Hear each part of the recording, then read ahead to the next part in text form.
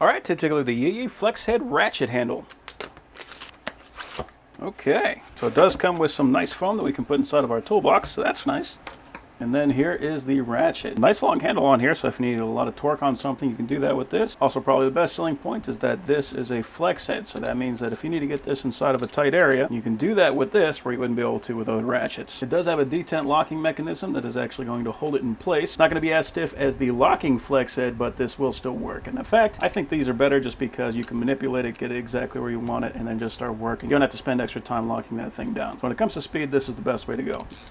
This is a 72 point, and it's a very smooth feeling 72 point, which is great. It is also reversible. We can see we got a couple of Torx head bolts on there, so if we need to take off this plate, we can do that and re-grease it. And it is a push button quick release, so that will push the pin out the top, which will then drop the detent in so that you can drop that socket out. I personally find that to be great just because it holds everything in there much tighter. And then if you're working one-handed because the other hand is occupied, you can still drop those sockets out and put new sockets in one-handed. It has a nice rounded handle, which is great, so it's not going to be biting into your hand whenever you got to turn that thing. So yeah, this feels like a very nice ratchet.